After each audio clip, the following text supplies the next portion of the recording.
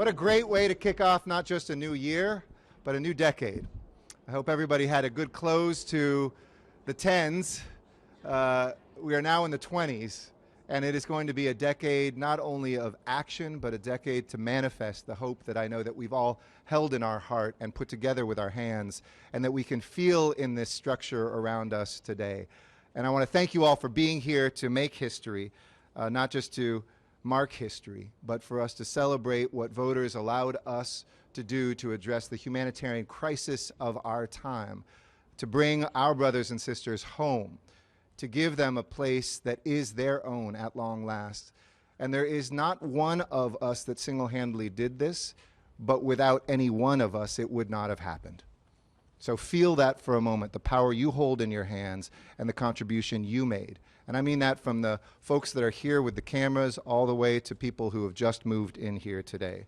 Because we see here in plain sight what a vision is when it manifests itself physically. The commitment that Angelinos made just 3 years ago to see a building now open less than 2.5 years after the first bonds were issued for Prop HHH. Something that for over a decade people had talked about doing. We had even tried in 2004 to pass an original Measure H, which fell just short. But thanks to the leadership of this city and county, and that started with our city council members, our president emeritus, now I have to add emeritus, Council District 10, Herb Wesson, the council member from this district, who, while he physically couldn't be here today because he's not in Los Angeles, is the driving force for this project and was one of the 3 pillars of HHH. And Jose Huizar, who had the biggest concentration, has the biggest concentration downtown. Those 3 council members, together with my office, and with the great assistance of a supervisor that made homelessness his focus, we came together and passed the largest homeless housing measure at the local level in United States history. And that allowed us, together with an extraordinary coalition led by Elise Buick of the United Way, our foundations that are represented here who have put a focus from Hilton to California Community Foundation and Weingart, to our Chamber of Commerce, whose CEO is with us today, and it was a dream team that came together. But a dream team only can get a victory at the ballot box, and then the hard work begins. And as we celebrate today the opening of the first HHH-funded permanent supportive housing project, we've had HHH facility projects open a couple months back. It is the first of many to come, from 20 projects that are under construction right now to 30 more that are breaking ground this year. We will see an opening of one of these about every 3 weeks this year. By my calculations, next year it might be every 2 weeks or less. We have 149 permanent supportive housing projects funded and under construction as we speak, which will manifest some 11,500 bedrooms of housing that both will keep people out of homelessness and bring them out of homelessness as well. Because we know there is no group called the homeless. There are people, individuals, families, youth, veterans who are experiencing the condition of homelessness. And we think that that's a condition that should not be on the streets of a city of angels. With $1.2 billion and state and county and federal dollars to help that, we will see a massive jump from the 3,000 without HHH that we would have been planning just a few years ago to that 11,500. And there is no overstating that victory. And I want to thank everybody who put that money forward, who walked door to door, who called. And I want to thank the builders, because I came here in the midst of this. And we can say that it's something that we put out there and it just magically happens. But we know that each project requires an amazing team that came together, and you're going to be hearing from some of them in a moment. But let me also spell out some of the other members who helped us pass HHH. SCAMF, LA Voice, ACE, ACT LA, Enterprise Community Partners, LISC, then many of our tireless service providers from the People Concerned, PATH, LA Family Housing, St. Joe Center, and of course the developers that are here. So here at 88th and Vermont, the credit goes to Women Organizing Resources, Knowledge and Services, or WORKS, and Chana Grace, who is amazing, an angel in this city of angels. Robert Sacedo, That's your applause. You got to look this way. Well, and community build. And we know a thing or two in my office about community build because the former head of community build is now our deputy mayor of economic opportunity. And Brenda, you did a marvelous job leading this organization and queuing this up together with Council Member Marquise Harris Dawson and Robert Cicero, who is moving that forward now. Let's give a round of applause to Community Build, our partner in this project as well. We broke ground in April of 2018. I took a hard hat tour that fall, actually helped some of the workers raise one of the walls. So as I said, if there's any error or leaking that happens just in that wall up there, I take full responsibility for that. You really want to get professionals for these jobs. But this job created more than 160 construction jobs for Angelenos, who literally helped to build a better future. And now, because of their work, there are 46 permanent supportive housing units for young adults who have aged out of foster care, for veterans, for families with special needs who have been experiencing chronic homelessness. Think about it. Those are all, whether it's veterans who are coming back from war, and we've seen the longest war in American history fought in our lifetimes, whether we see folks who have had those special needs on the street and have been chronically homeless for a long time, or whether it is our youth that are aging out of the foster care system where we give them so many resources and then the moment they age out, they're left with nothing and no social network. There's another 14 units for extremely low-income families and individuals, and a center that's going to be operated by Community Build with educational and job resources and support, as well as health care right here for the community. In the last week or so, about a dozen households moved in. In fact, it was just before the holidays, and they celebrated a new year at home, feeling secure and knowing they're on a path to a better life. And we celebrate this new beginning with them, and I thank them for inviting us into your home, because now we are in your home. And as I mentioned, there are 20 Triple H funded projects that are already under construction and getting ready to open. That's a total of about 400 units of supportive housing by the end of this year, and we expect to begin construction on another 500 units this year. These are important, meaningful numbers, but we know what each of them represents: a story, a narrative, a struggle, the things, the challenges and hurdles that folks have overcome, who have suffered and who have struggled for too long. People like Jonathan and Leticia Katzin, who are here with us today. For 3 years, Jonathan and Leticia and their 5 children, who range in age from a toddler to 11-year-old, were without a home. Jonathan had serious back problems as a result from an injury he sustained in the Northridge earthquake, and he struggled to find work. Through it all, he and Leticia held the family together, kept their children in a safe, clean place and in school. They couch surfed briefly, stayed in shelters, stayed in motels, spent way too many nights in their car. They hit almost every single box of where folks experiencing homelessness reside. They'd stay near a hospital so they had access to the restroom. They'd visit parks to use the shower. It was scary, and it was stressful. Leticia remembers how hard it was when the kids told her they wanted to go home. And finally, last week, that's exactly what they did. Jonathan said it's been surreal to have a place of their own, with a fridge, a kitchen table, a shower, things that we take for granted every day we wake up. But they can feel what the value means to them and their family. He's not sure if the kids fully understand that they're not sleeping in a car anymore, that this is where they live now, that this is home. But soon that's going to change, he said. They're going to know what home is, and that means more than anything. And he's right. We want everybody in the city to know that feeling, to come home, and we're not going to slow down till we get there. If we have each year doubled our capacity, and in many cases our funding, let 2020 be a year where we redouble that again, where we call on the most unlikely partners, whether they come from Washington, D.C., or those who have started to step up in places like Sacramento, and we say we have to stretch even further.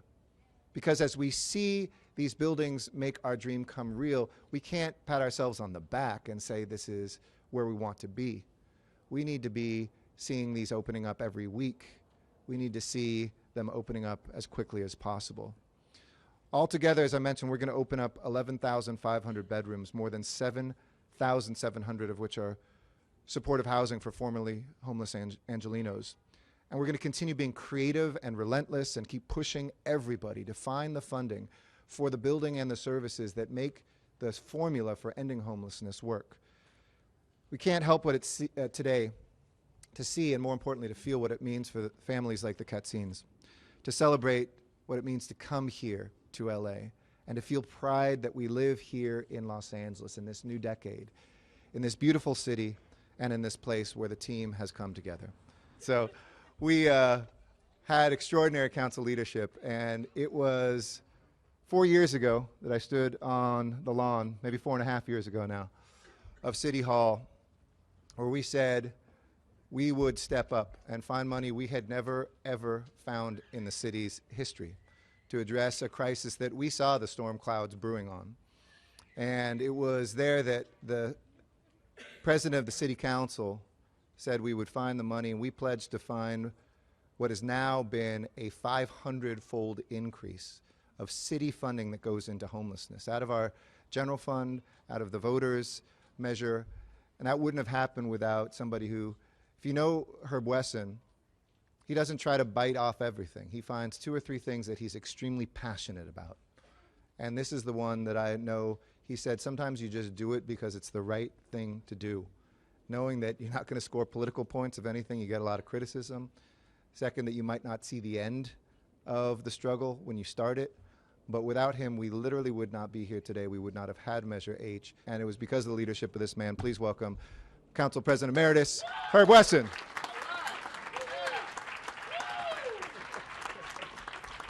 One Saturday morning at the crack of dawn, there's a knock on my door, and there's the mayor. My wife was upset that I let him in because the living room wasn't, my grandkids were over, it wasn't clean. And he and I made a commitment, and we made a plan. I don't know, there was some movie I heard somebody say, you don't always fight the fights that you can win. You fight the fights that need to be fought.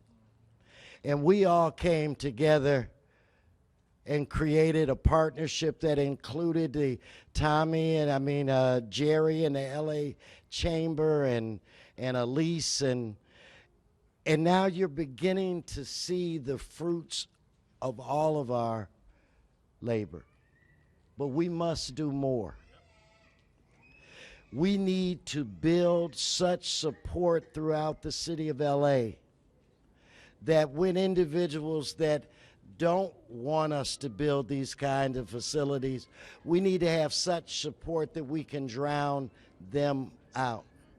This is a humanitarian crisis, and it's time for us as a people to stand up, rise up like a giant tidal wave of hope and say enough is enough and protect our brothers and sisters that are on the street. So I'm just proud of this coalition, and I just want to remind all of us that we can and we must do more. We need to build facilities like this, and this is a fine facility other than that wall that the mayor put up. But we need to figure out a way to close the spigot that allows people to flow into homelessness in the first place. We need to have more safe parking facilities throughout the entire city of LA. We need to come up with a way to more quickly stabilize individuals that suffer from addiction or mental health issues or both. This is a huge job that is before each and every one of us. But I truly believe, I am dumb enough to believe that together we can do this. And it begins with projects like this. So I'm sorry, Mr. Mayor, and to all of you to rattle on a little long on this issue, but I'm just so honored to be here because I can remember when this was nothing but a dream. I can remember when political consultants would tell us, stay away from this issue. And this is what happens when you just put your head down and you do the right thing. So God bless you. God bless us all. We have a lot of work to do. Let us continue to do it. Let us build this support so that we can get our brothers and sisters off the street, off of concrete mattresses, and put them into safe, lovely homes just like this. God bless us all. Thank you.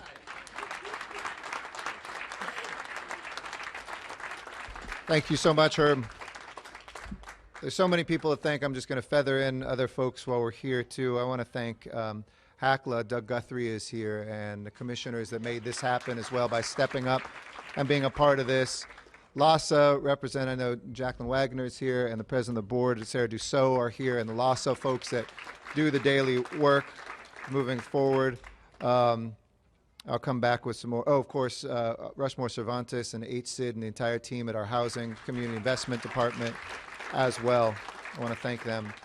Next, I'd like to ask somebody who's been a convener for over a decade on homelessness in Los Angeles and who's helped bring this coalition together that culminated in Proposition HHH. And she has been an extraordinary leader in this city and somebody who was relentless in making sure this isn't just for a few of us to work on, but for 4 or 10 million of us to win. This fight to end homelessness has been led by one of our field marshals, the one, the only Elise Buick. Yeah.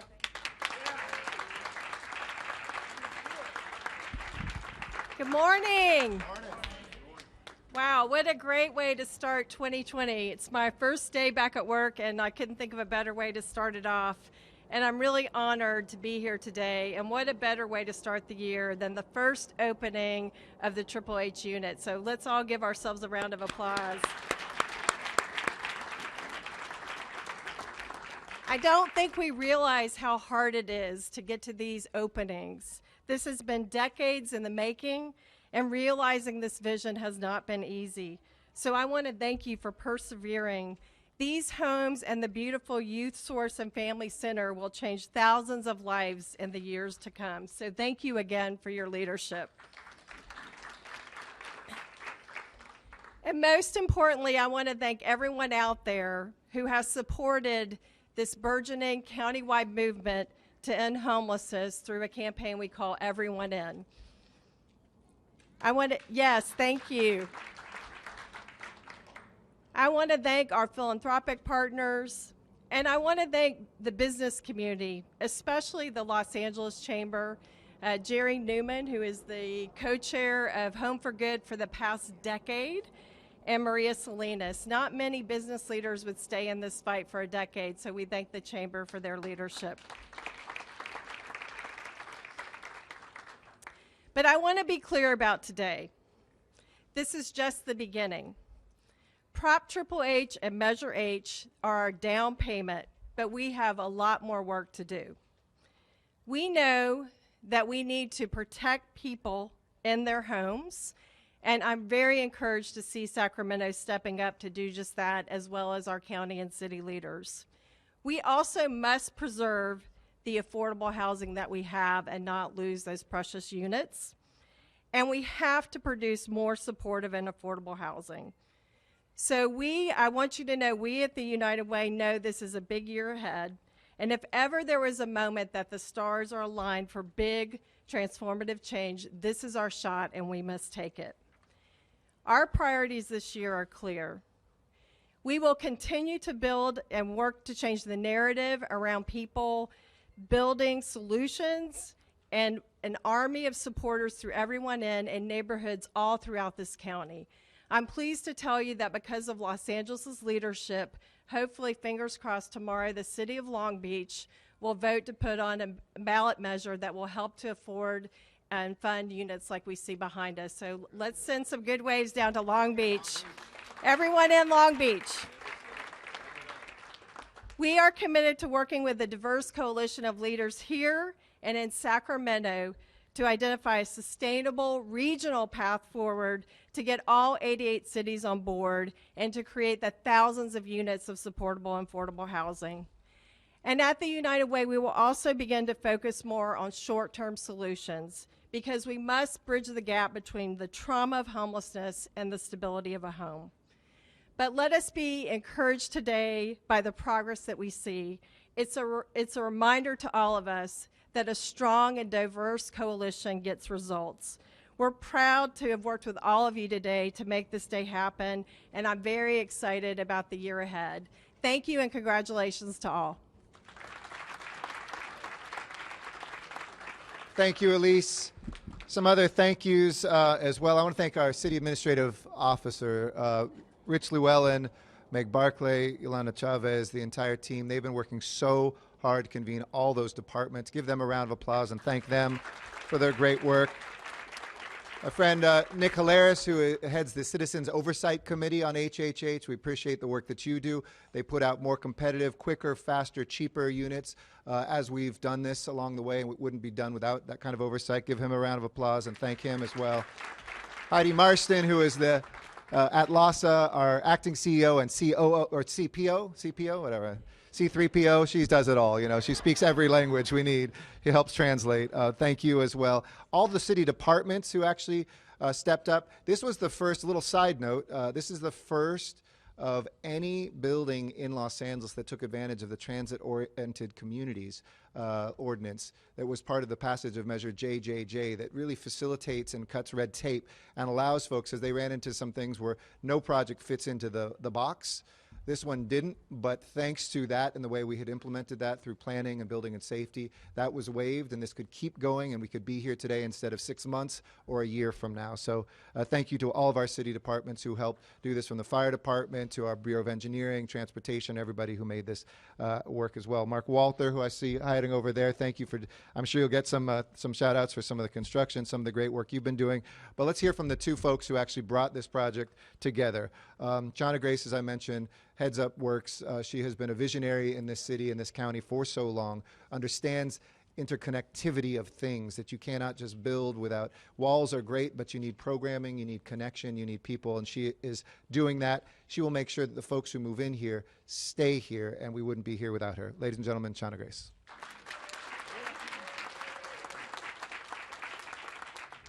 First, I want to thank all of the electives, but as you saw, it takes not one village, but many villages to make a home.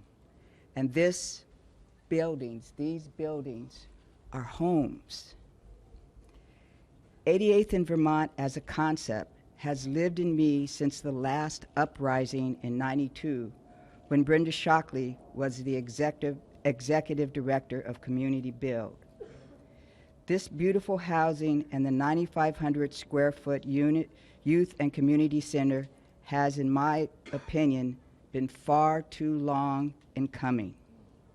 Yet today we celebrate that these buildings are here, thanks to the support of the mayor's office, HCID, the CAO's office, our county supervisor, and various other city departments, as well as a plethora of lenders, including CSH, CB&T, NEF, our LIHTC investor, as well as the applicable county and state agencies.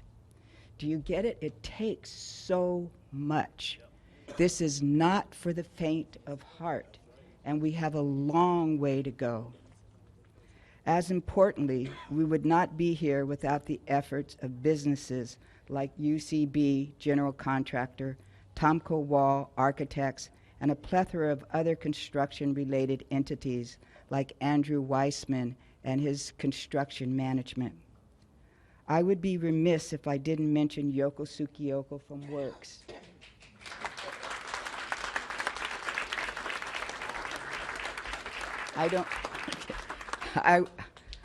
Yoko, she just did it a little bit, but I really want, raise your hand. Come here so they can see you. Come here. I know you don't want to, you have to. You're being,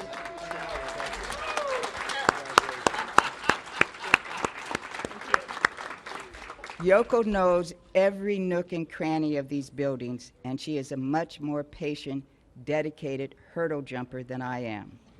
Thank you so much, Yoko.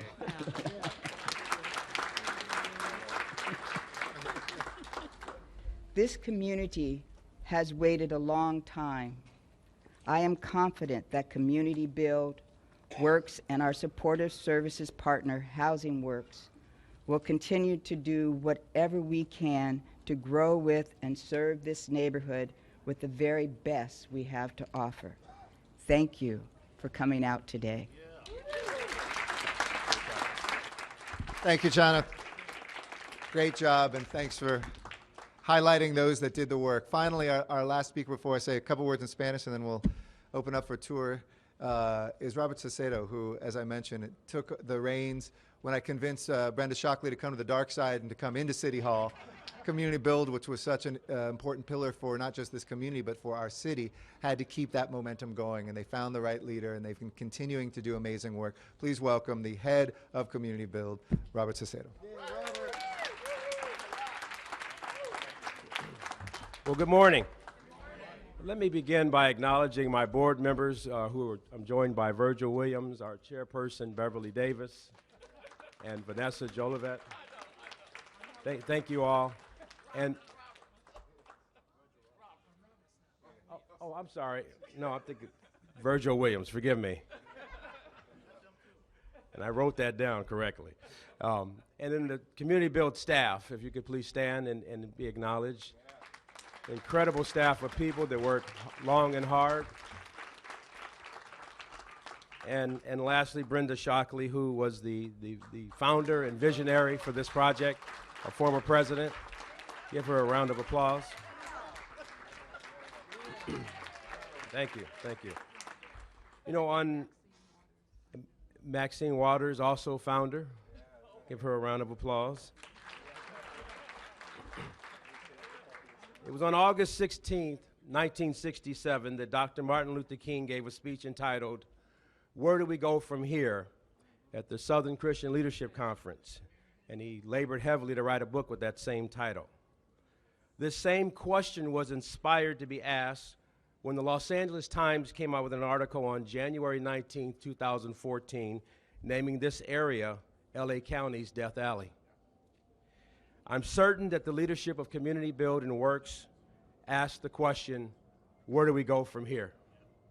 I'm certain that Mayor Garcetti and City Council President Emeritus Herb Wesson and the rest of the City Council asked the question, where do we go from here? Each recognized that the buoyancy of hope was transformed into the fatigue of despair, and each recognized that the rocky places of frustration and meandering points of bewilderment over the lack of resources had gone too far. Each recognized that we had to remain dissatisfied until catalytic change could stand as a beacon of hope, offering a restorative approach toward bringing the community back to her glory. To this end, one of the solutions, as you have heard today, was to erect a housing opportunity that would restore hope, and then restore faith, and then restore love for one another.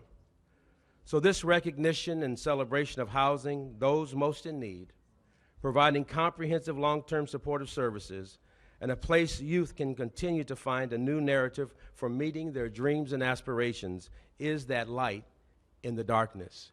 It is one of the answers to the question, where do we go from here? As the new president and CEO of Community Build, please know that we will continue to set our sights on projects like this, and working side by side with our elected, the best is still yet to come. Thank you very much.